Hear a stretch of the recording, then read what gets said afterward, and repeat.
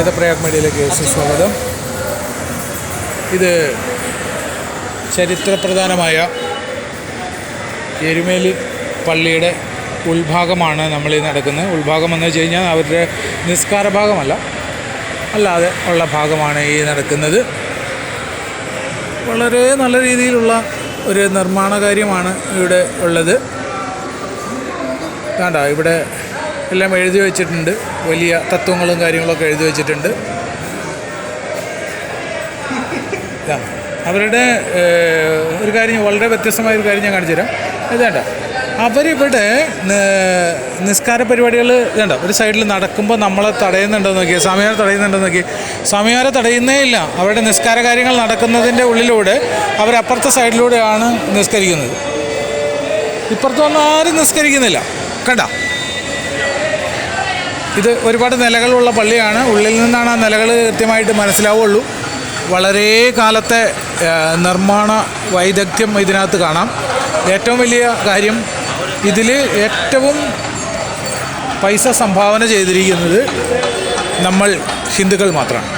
അതാണ് ഇതിനകത്ത് ഏറ്റവും വലിയ രസകരമായൊരു കാര്യം.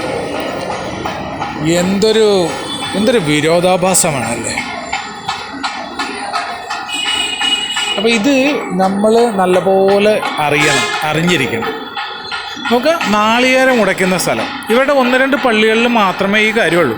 നമ്മളവിടെ നാളികേരം ഉടയ്ക്കാൻ വേണ്ടിയിട്ട് ദേവസ്വം ബോർഡ് കാര്യം ചെയ്തു കൊടുക്കുമ്പോൾ ഈ പറഞ്ഞ പോലെ നമ്മൾ ഇവിടെ അവരിൽ നിന്ന് ഒരു കാരണവശാലും ഒരു നാളികേരം വാങ്ങി ഉടയ്ക്കലോ കാര്യങ്ങളോ നടക്കില്ല. അവരുടെ പൈസ അവരുടേതായ കാര്യങ്ങൾക്ക് വേണ്ടി മാത്രം നമ്മളിവിടെ നേരെ പൈസ അടയ്ക്കുക, കാര്യങ്ങൾ ചെയ്യും. ഇതാണ് കേട്ടോ.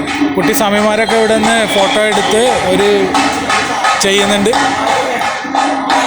കേട്ടോ. വളരെ അവരുടെ കയറി വരുന്നിടത്ത് തന്നെ അവരുടെ സാധനങ്ങൾ വിൽക്കാനായിട്ട് ആളുകളിരിക്കുന്ന കേട്ടോ.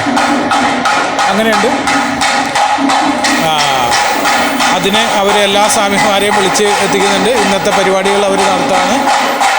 ഇതെല്ലാം ഒന്ന് കണ്ട് നമ്മൾ പഠിക്കേണ്ട കാര്യമാണ്.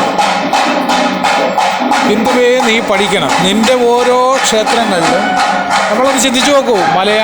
ഈ കേരളത്തിൽ എത്രയോ ക്ഷേത്രങ്ങൾ നമുക്ക് തിരി വയ്ക്കാനും എണ്ണ വാങ്ങാനും പറ്റാത്ത അവസ്ഥയിൽ നിൽക്കുന്നു.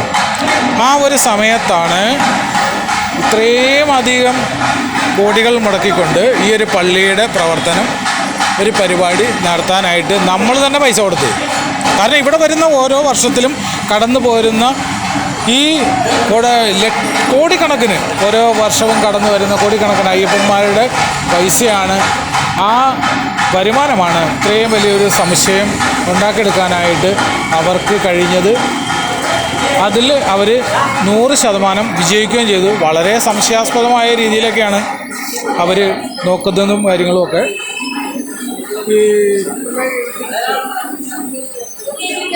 കണ്ടില്ലേ, ഒരുപാട് സാധനങ്ങൾ അവർ വിൽക്കാനും കാര്യത്തിനൊക്കെ വെച്ചിട്ടുണ്ട്. ചിലതെല്ലാം ഒഴിവായി തീർന്നു.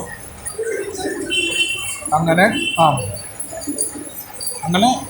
വേണ്ട, ഇതൊക്കെ ഒന്ന് വായിച്ചു നോക്കി. അവരുടെ ഇതൊക്കെ കണ്ടു കഴിഞ്ഞിട്ടുണ്ടെങ്കിൽ നമ്മൾ വിചാരിക്കും നമ്മളിപ്പോൾ രക്ഷിക്കാനായിട്ടാണെന്ന്.